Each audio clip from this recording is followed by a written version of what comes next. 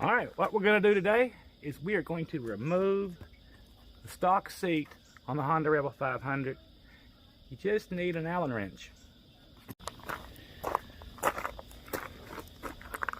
All right, I've already loosened these, and you just turn them out. Now, we'll hope that it's that easy, right?